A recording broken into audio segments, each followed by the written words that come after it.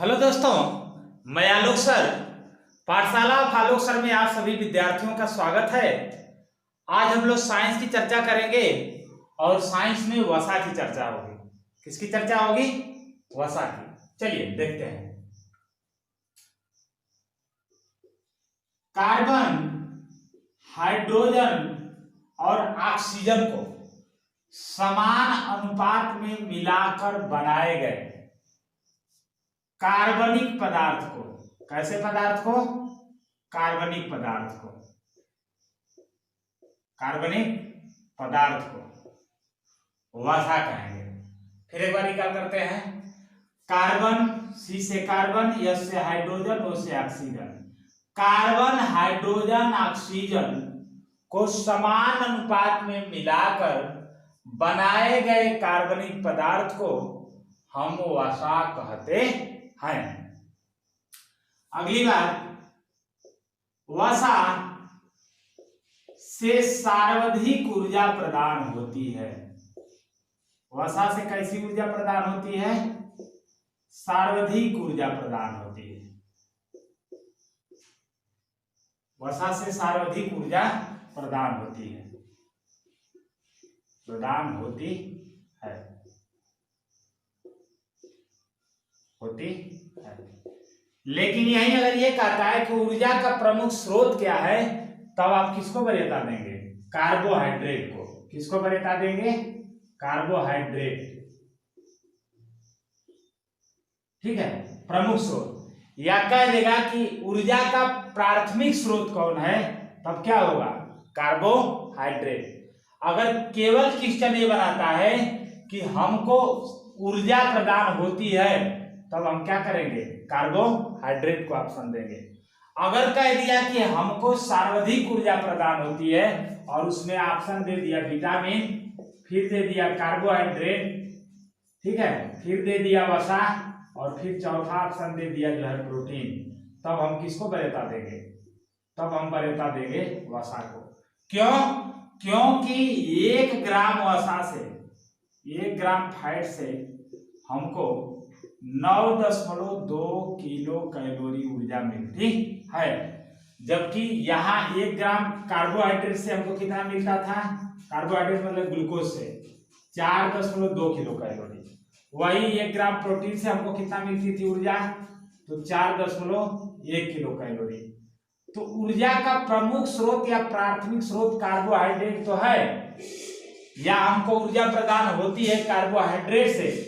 लेकिन अगर क्वेश्चन ये कह दिया कि वसा सर्वाधिक ऊर्जा प्रदान किससे होती है, तब हम कहेंगे क्या? वसा। और यहाँ देख लीजिए, 1 ग्राम वसा से हमको 9.2 किलो कैलोरी ऊर्जा मिल रही है, जबकि 1 ग्राम ग्लूकोज या कार्बोहाइड्रेट से हमको 4.2 किलो कैलोरी और 1 ग्राम प्रोटीन से हमको 4.1 किलो कैलोरी ऊर्जा मिल रही है। ठीक, चलिए आगे चलते हैं।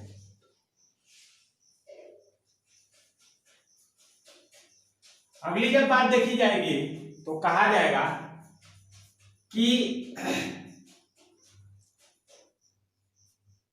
वसा का, हाँ, वसा का हमारे शरीर में पाचन, हमारे शरीर में पाचन लाइपेज एंजाइम द्वारा, किस एंजाइम द्वारा? लाइपेज एंजाइम द्वारा, एंजाइम द्वारा होता है, होता है। जैसे एंजाइम क्या है? जैसे हम भोजन के पाचन की बात करेंगे तो लार में एक एंजाइम पाई जाती है जिसका नाम है टाइलिन। तो उस एंजाइम से भोजन का पाचन होता है। तो इसी तरह लाइपेज एंजाइम है जिससे कि किसका पाचन होता है? वसा का पाचन होता है। जैसे एक बात देख लेंगे, आंसू एक प्रकार का क्या है? एंजाइम है। पसीना एक प्रकार का क्या है? एंजाइम है। स्तन ग्रंथि से निकलने वाला दूध एक प्रकार का क्या है? एंजाइम है। भोजन में पाया जाने वाला लार ग्रंथि से निकलने वाला टाइलिन एक प्रकार का क्या है? एंजाइम है। तो एंजाइम समझ में आ गया होगा क्या है। ठीक, अब आगे देखेंगे। 20 डिग्री सेंटीग्रेड पर, 20 डिग्री सेंटीग्रेड पर वसा ठोस अवस्था में होता है। ठोस अवस्था में होता है। 20 डिग्री सेंटीग्रेड पर अवस्था किसमें होती है? ठोस अवस्था में होती है। मतलब कि इसको अगर 20 डिग्री सेंटीग्रेड तक क्या किया जाए, ठंडा किया जाए, तो ये क्या होगा? ठोस के रूप में होगा। लेकिन 20 डिग्री सेंटीग्रेड पर जब ये द्रव के रूप में हो, किसके रूप में हो? द्रव के रूप में हो, जब हीट करेंगे, ठीक है, जब द्रव के रूप में हो तो उसे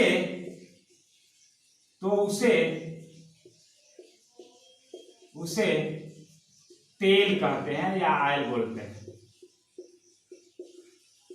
तेल कहते हैं। याद रखिएगा, वसा कितने डिग्री सेंटीग्रेड पर ठोस अवस्था में होती है? 20। लेकिन जब हीट हो तब, ठीक है, सॉरी कूल ठंडा हो तब, लेकिन जब हीट होगा, गर्म होगा, तो 20 डिग्री सेंटीग्रेड पर जब उसको गर्म करेंगे तो किसके रूप में होगा? तेल के रूप में या ऑयल के रूप में। फिर हमारे शरीर में वसा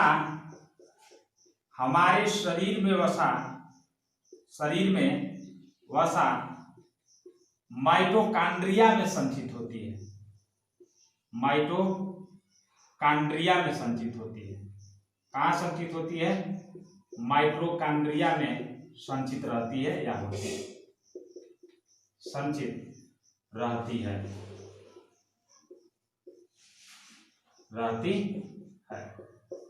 कहाँ संचित रहती है? माइटोकॉन्ड्रिया में संचित रहती है। माइटोकॉन्ड्रिया क्या है? तो माइटोकॉन्ड्रिया प्रत्येक जीवधारी, जितने भी जीवधारी हैं, अपने जीवन की शुरुआत एक सेल अर्थात कोशिका से करते हैं। चाहे वो मनुष्य हो, चाहे वो जानवर हो, चाहे वो पौधा हो, तो उसी कोशिका का एक कोशिकांग होता है माइटोकॉन्ड्रिया, जिसको हम पीछे बताए हैं कि कोशिका का पावर हाउस या ऊर्जा घर हम किसको कहते हैं? माइटोकॉन्ड्रिया को कहते हैं। ठीक है, अगली बात देखेंगे, या एक नोट लिख लेंगे कि कोशिका का ऊर्जा घर या पावर हाउस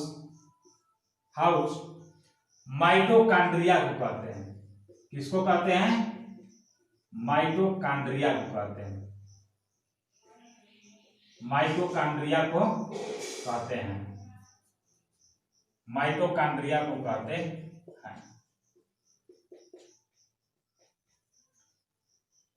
अगली बात,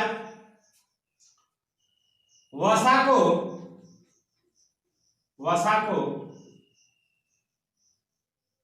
या ऐसे लिख लेंगे, हमारे शरीर का ऊर्जा बैंक, हमारे शरीर का ऊर्जा बैंक, यहां क्या है? ऊर्जा घर, ठीक, यहां क्या है? ऊर्जा बैंक। हमारे शरीर का ऊर्जा बैंक वसा को कहा जाता है, क्योंकि सर्वाधिक ऊर्जा हमको कहां से प्राप्त हो रही है? वसा से। वसा को कहते हैं, किसको कहते हैं? वसा को कहते हैं। तो यहां है कि कोशिका का ऊर्जा घर या पावर हाउस हम किसको कहते हैं? माइटोकॉन्ड्रिया को कहते हैं। यहां है कि हमारे शरीर का, यहां देखिए ऊर्जा बैंक शब्द है, यहां आदमी कंफ्यूज होगा, अगर उसमें माइटोकॉन्ड्रिया दिया है और ये दिया है तो इसी को मारेंगे, ध्यान नहीं देंगे तो। यहाँ क्या है? ऊर्जा घर या पावर हाउस की बात करते हैं, जिसको कहा जाता है माइटोकॉन्ड्रिया, और यहाँ क्या है कि ऊर्जा बैंक कहते हैं, ठीक है, वसा को। तो हमारे शरीर का ऊर्जा बैंक किसको कहा जाता है? वसा को कहा जाता है। ठीक है, चलिए आगे देखते हैं।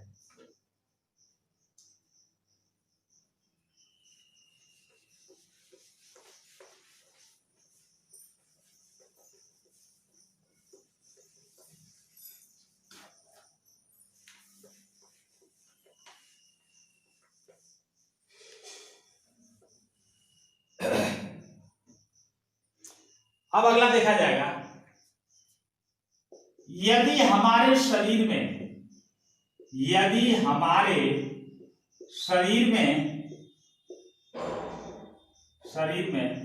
वसा की मात्रा अत्यधिक हो जाए, वसा की मात्रा क्या हो, अत्यधिक हो जाए, अत्यधिक हो जाए या होती है तो कोलेस्ट्रॉल बढ़ जाता है, कोलेस्ट्रॉल क्या हो जाता है, बढ़ जाता है,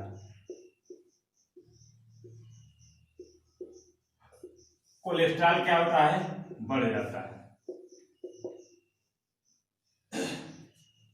जिससे मनुष्यों में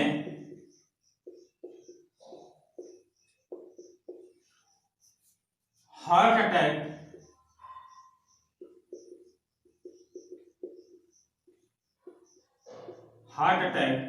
की संभावना बढ़ जाती है। संभावना क्या होती है, बढ़ जाती है, संभावना क्या होती है, बढ़ जाती है। चलिए अब समझते हैं क्या है कोलेस्ट्रॉल। ठीक है, ये मान लेते हैं कि हृदय है, ये क्या है, हार्ट है, हृदय है।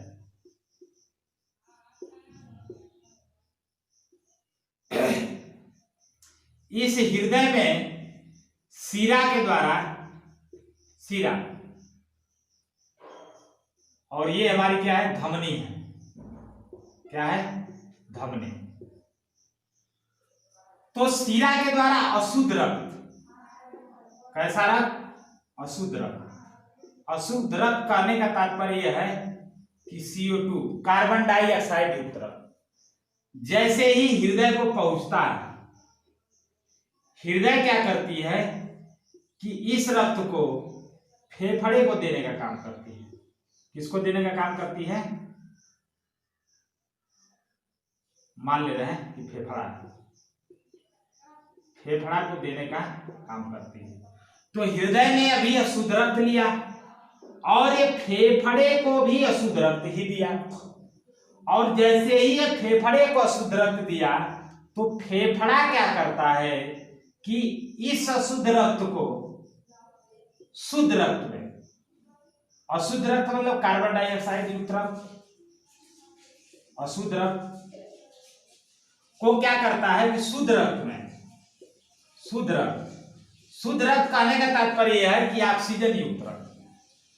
तो अशुद्ध रक्त हृदय, शिरा ने हृदय को दिया, हृदय जो है उस रक्त को, अशुद्ध रक्त फेफड़े को दिया, फेफड़ा जो है उस अशुद्ध रक्त को शुद्ध करके ये क्या करता है कि फिर हृदय को देता है, और ये जाएगा जब हृदय से तो यहाँ एक धमनी है, कोरोनरी धमनी। कौन सी धमनी, कोरोनरी धमनी, कोरोनरी धमनी। याद रखिएगा, धमनियों से शुद्ध रक्त प्रवाहित होता है, जबकि शिराओं से कैसा रक्त प्रवाहित होता है, अशुद्ध रक्त प्रवाहित होता है। तो ये कोरोनरी धमनी क्या करती है कि हृदय को रक्त देती है। अब जैसे ही हृदय को रक्त देती है तो हृदय की एक धमनी है जिसका नाम है महाधमनी। क्या नाम है, महाधमनी, धमनी, या इसका अरोटा नाम है। क्या नाम है, अरोटा। इस धमनी की विशेषता है कि ये मानव शरीर की सबसे बड़ी धमनी है, मानव शरीर की सबसे बड़ी धमनी है। कैसी धमनी है, बड़ी धमनी है। तो ये जब हृदय इसको क्या करता है कि फेफड़ा जब हृदय को रक्त देता है तो ये शुद्ध रक्त पाया। कैसा रक्त पाया, शुद्ध। अब ये महाधमनी भी कैसी रक्त पाएगी, शुद्ध। तो ये हृदय को रक्त देने वाली कौन सी धमनी, कोरोनरी धमनी, जबकि महाधमनी जो है संपूर्ण शरीर को रक्त देती है। महाधमनी क्या करती है, संपूर्ण शरीर को रक्त देती है। अब यही धमनी से ही हम यही समझते हैं, ये मान लेते हैं कि कोरोनरी धमनी है। अभी इस धमनी के अंदर कुछ नहीं है तो रक्त जो है पूरा का पूरा प्रवाहित हो रहा है, एकदम जा रहा है, ठीक। लेकिन इसी के बीच एक लेयर बन गया, यहां और यहां।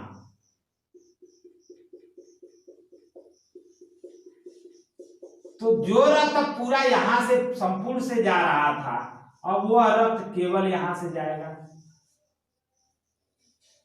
ठीक। तो जब यहां से जाएगा तो हृदय को संपूर्ण रक्त नहीं मिल पाएगा, और जैसे ही हृदय को संपूर्ण रक्त नहीं मिलेगा तो हार्ट अटैक की संभावना क्या हो जाएगी, बढ़ जाएगी, ठीक है। समझ लेते हैं कोलेस्ट्रॉल क्या है। तो कोलेस्ट्रॉल की जब हम बात करेंगे यहाँ, तो यही कोलेस्ट्रॉल था यहाँ जो ये बताए हैं, ठीक।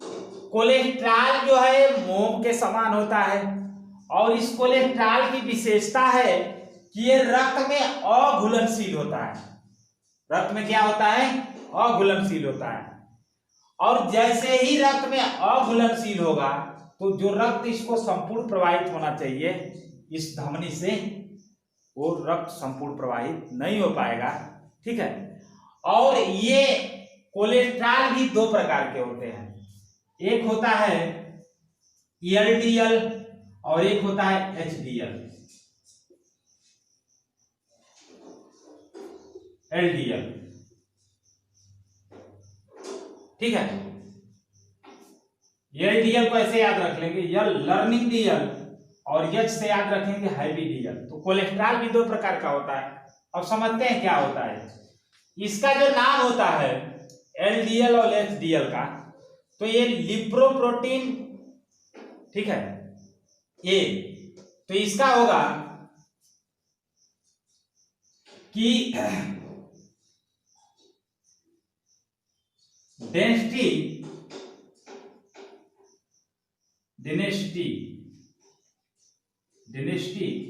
लिपोप्रोटीन,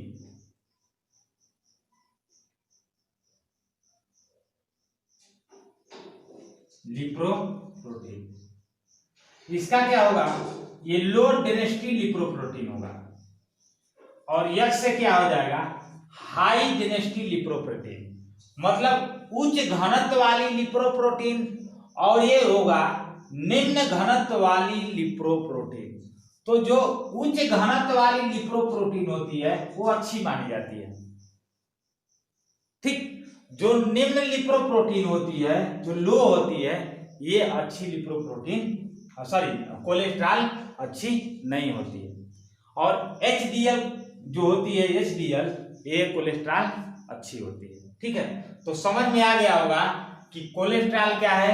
तो कोलेस्ट्रॉल मोम के समान एक द्रव है जो रक्त में अघुलनशील होता है। और दूसरी बात कि ये कोलेस्ट्रॉल उत्पन्न कहाँ होता है, तो कोलेस्ट्रॉल यकृत में उत्पन्न होता है। कहाँ से उत्पन्न होता है, यकृत या लीवर से, यकृत या लीवर से। और ये रक्त का जो प्लाज्मा भाग है जिसमें लगभग 90% जल पाया जाता है। मैंने पीछे बताया था कि रक्त के दो भाग, एक प्लाज्मा और एक रुधिराणु। तो प्लाज्मा भाग में लगभग 90% जल पाया जाता है, और आपके रुधिराणु में आरबीसी, डब्ल्यूबीसी और प्लेटलेट्स होता है। तो इस प्लाज्मा वाले भाग से ही कोलेस्ट्रॉल शरीर के संपूर्ण अंगों तक क्या करता है, पहुंचता है। और मनुष्यों के लिए कोलेस्ट्रॉल का होना जरूरी है, ठीक है। तो यही कोलेस्ट्रॉल अगर अत्यधिक हो जाता है तो इस हृदय को सही ढंग से रक्त नहीं मिल पाता है, तो ये हार्ट अटैक की संभावना क्या हो जाती है, बढ़ जाती है। क्लियर हो गया होगा। चलिए आगे चलते हैं।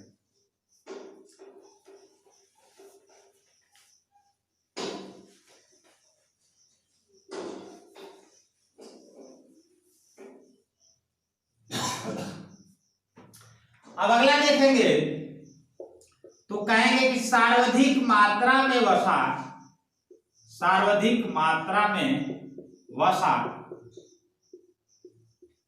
वसा ऊंट के कुबड़ में संचित रहती है, संचित रहती है। ऊंट के कुबड़ में संचित रहती है। ऊँट का कुबड़ क्या है, जो ऐसा भाग उठा रहता है। देखिए राजस्थान में ऊँट पाए जाते हैं, ऊँटों को राजस्थान का जहाज कहा जाता है। तो ये जो राजस्थान है वो रेगिस्तान, ठीक है, राजस्थान नहीं बल्कि रेगिस्तान कह लीजिए।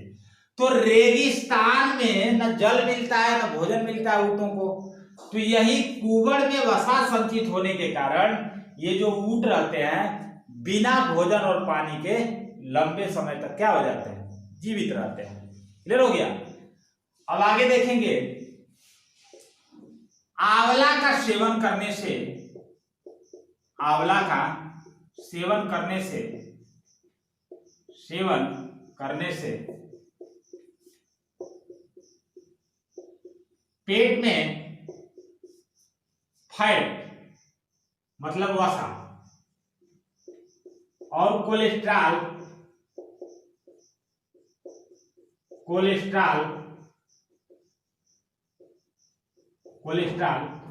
दोनों को कम किया जा सकता है। दोनों को क्या किया जा सकता है, कम किया जा सकता है।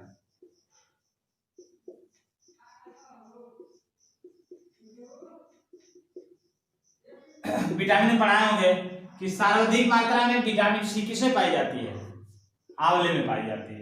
तो इसी आंवला का सेवन अगर आदमी कर रहा है तो पेट में जो फैट्स है और जो कोलेस्ट्रॉल वही यकृत लीवर, तो उसको क्या किया जा सकता है, कम किया जा सकता है। अब यहां वसा के कुछ स्रोत देखेंगे, वसा के क्या देखेंगे, स्रोत देखेंगे। जैसे वसा के स्रोत की जब बात किया जाएगा तो कह लिया जाएगा दूध, घी, मक्खन, पनीर, समोसा, भूलिएगा नहीं समोसा, चॉकलेट, डबल रोटी, वही ब्रेड या डबल रोटी, मूंगफली,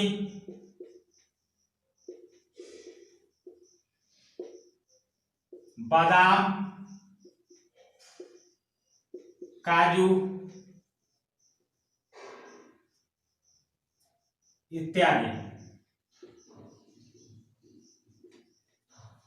ये सब वसा के आपके क्या हो जाएंगे, वनस्पति तेल हो जाएंगे।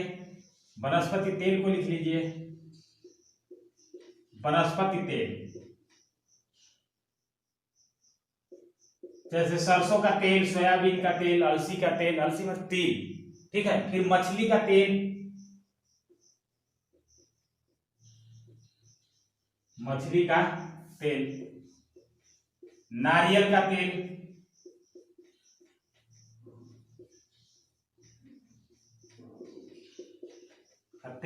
इत्यादि।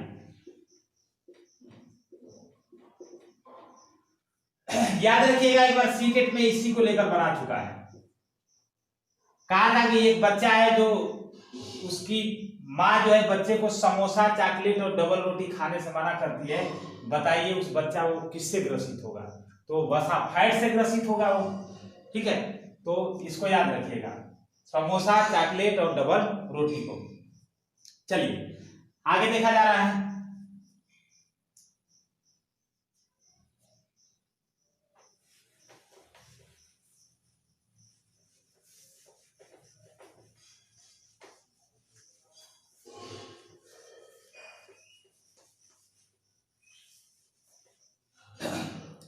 अब वसा के कार्य क्या है, वसा के कार्य, वसा के जब कार्य की बात करेंगे तो पहला कह लेंगे कि यह हमारे शरीर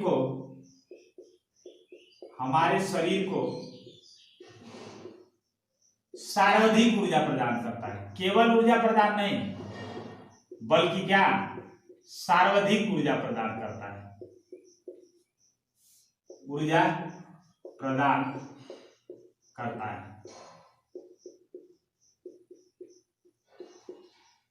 दूसरी बात, यह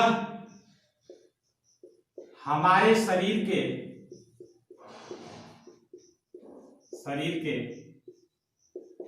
ताप को नियंत्रित करता है।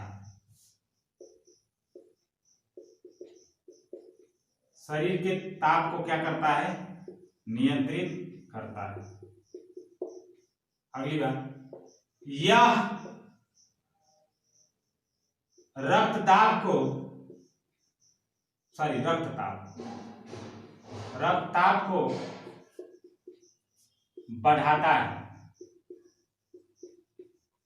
रक्तचाप को क्या करता है? बढ़ाता है। फिर अगली बात, यह हमारे शरीर की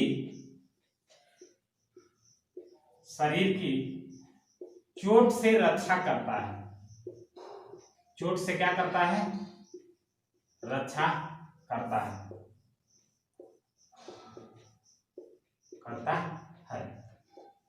पांचवी बात,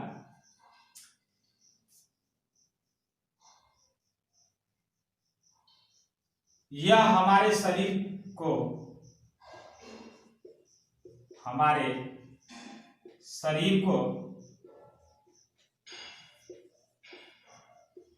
स्थूल बनाता है। स्थूल से तात्पर्य है भद्दा। आजकल देखेंगे शहरों में फास्ट फूड का जमाना है, ठीक है। फास्ट फूड मतलब तेजी से जो भोजन मिल जाए, जैसे आप मांगे तुरंत मिल जाए, ठीक है। जैसे चाउमीन मांगे मिल गया, ठीक है। पिज्जा मांगे मिल गया। पिज्जा पता नहीं कितने दिनों का जो है पैकेट बना के उसमें पैक करके रखे रहते हैं। तो ये कहीं ना कहीं देखा गया है कि शहरों में ज्यादातर कम उम्र के बच्चे हैं और फास्ट फूड की तरफ ज्यादा भगते हैं, ठीक है। तो उनकी जो शरीर है बड़ी स्थूल हो जाती है, ठीक है। तो कहीं ना कहीं ये वसा जो है हमारे शरीर को क्या करता है? स्थूल बनाता है, भद्दा बनाता है। क्लियर हो गया? अब अगला देखा जाएगा कि वसा के कमी से हो क्या सकता है। कमी भी नहीं होनी चाहिए। अगर आप में वसा की अत्यधिकता न हो तो वसा की कमी भी नहीं होनी चाहिए। वसा की कमी से होता है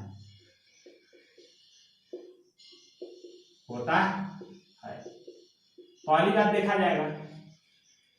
तो वसा के जब कमी की बात करेंगे तो पहला हो जाएगा कि त्वचा रूखी हो जाती है।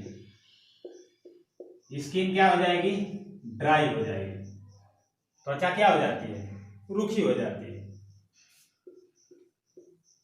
शरीर का विकास, डेवलपमेंट, ग्रोथ नहीं। ग्रोथ की बात करेंगे तो प्रोटीन है जिम्मेदार उसके लिए। शरीर का विकास, वृद्धि की बात करेंगे तो प्रोटीन जिम्मेदार है। जबकि विकास की बात करेंगे तो क्या हो जाएगा? वसा। शरीर का विकास रुक जाएगा,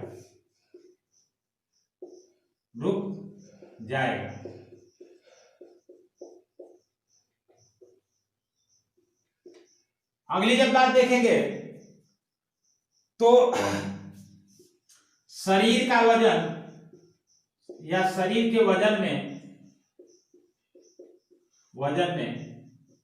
कमी होगी।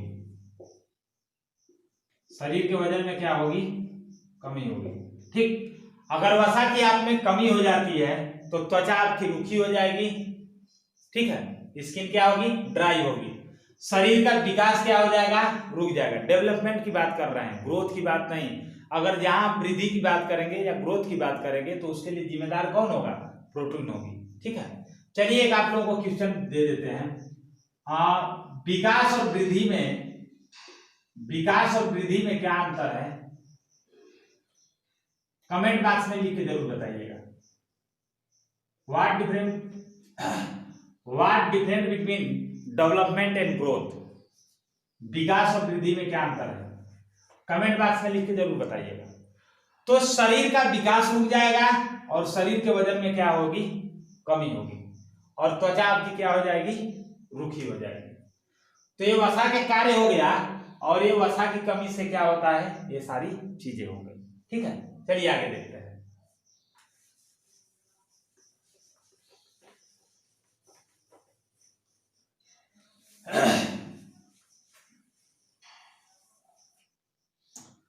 अब वसा के प्रकार देखा जाएगा। वसा के क्या देखा जाएगा? प्रकार। तो वसा मूलतः जो है दो प्रकार की होगी, एक संतृप्त वसा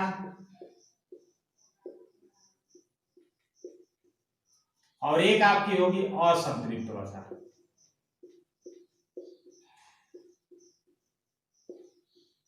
असंतृप्त वसा। चलिए समझते हैं क्या है संतृप्त वसा। वह वसा चाहे यह ठोस अथवा अर्धठोस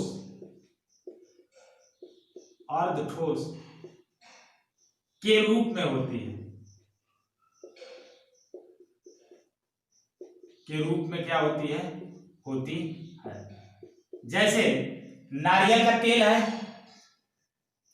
जब नारियल के तेल की जब बात की जाएगी तो देखेंगे कि सर्दी के मौसम में वो ठोस अवस्था में होता है, और जैसे ही गर्मी आएगा तो लिक्विड में माने अर्धठोस के रूप में हो जाता है।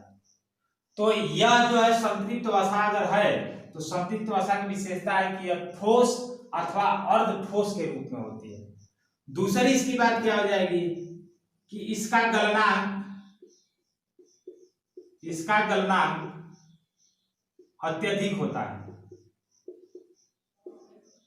इसका गलनांक क्या होता है? अत्यधिक होता है। जैसे ही इसको हीट मिलेगा, जैसे ही इसको गर्मी मिलेगी, वो तुरंत जो है गल जाता है। तो गलनांक इसका क्या होगा? अत्यधिक होगा। अगली जब बात देखा जाएगा तो कहेंगे कि इसमें माने इस प्रकार की वसा में LDL कोलेस्ट्रॉल पाया जाता है। पीछे हमने चर्चा किया है कि क्या है कोलेस्ट्रॉल। कोलेस्ट्रॉल पाया जाता है। क्या है LDL? LDL की जब बात करेंगे तो LDL का नाम हो जाएगा लो डिनेसिटी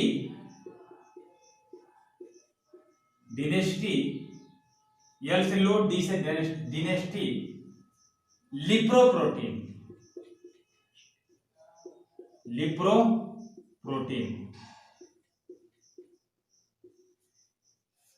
इसके अगर हिंदी की बात करेंगे तो निम्न डिनेसिटी में घनत्व, निम्न घनत्व लिप्रोप्रोटीन।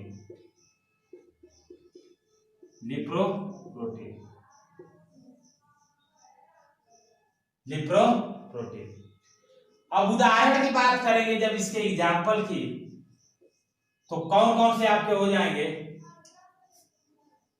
तो तेल होगा, सॉरी वनस्पति घी होगा,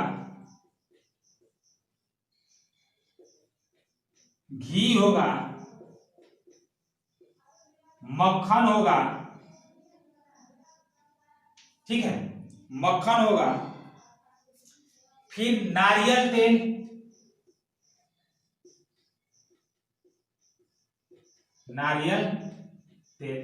नारियल तेल हो जाएगा, ठीक है, घी हो जाएगा, वनस्पति घी हो जाएगा, मक्खन हो जाएगा, ठीक है, और चर्बी, और आपका क्या हो जाएगा?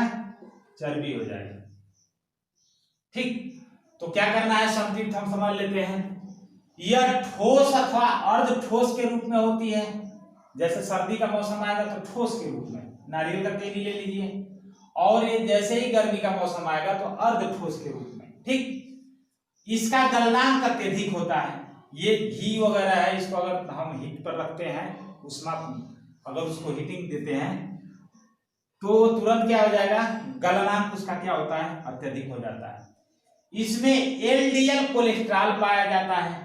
LDL का मतलब लो, ठीक है, डिनेसिटी लिप्रोप्रोटीन, लो डिनेसिटी लिप्रोप्रोटीन, निम्न घनत्व लिप्रोप्रोटीन। और ये जो वसा है अच्छी वसा नहीं मानी जाती है। जब आप में कोलेस्ट्रॉल एलडीएल होगा तो निश्चित है कि आप में कोलेस्ट्रॉल की मात्रा अत्यधिक होगी, और जैसे ही अत्यधिक होगी तो आप में हार्ट अटैक की संभावना क्या हो जाएगी, बढ़ जाएगी। ठीक है। असंतृप्त की बात देखा जाए तो कहेंगे कि यह द्रव के रूप में होता है। यह किसके रूप में होगा, द्रव के रूप में होता है, होता है। अगली बात देखेंगे, कहेंगे इसका गलनांक कम होता है। इसका गलनांक क्या होगा, कम होगा। इसका गलनांक अत्यधिक होता है, शीघ्र हो जाता है, लेकिन इसका गलनांक क्या है, कम होता है। इसका गलनांक क्या होता है, कम होता है। लेकिन इसमें जब कोलेस्ट्रॉल की बात करेंगे तो कहेंगे इसमें HDL कोलेस्ट्रॉल पाया जाता है। कोलेस्ट्रॉल पाया जाता है, क्या है HDL? HDL की जब बात करेंगे तो कहेंगे कि हाई डेंसिटी लिपोप्रोटीन,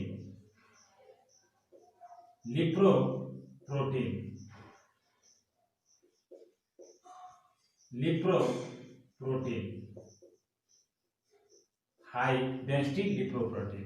इसके जब हिंदी की बात करेंगे तो हाई से उच्च, डेंसिटी से घनत्व, और लिपोप्रोटीन क्या हो जाएगी, लिपोप्रोटीन।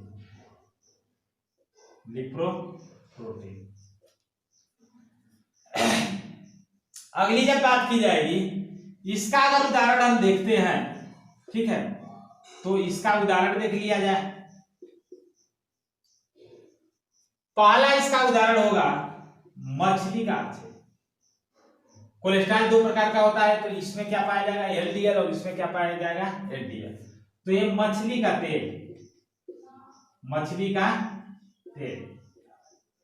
फिर दूसरी बात वनस्पति तेल,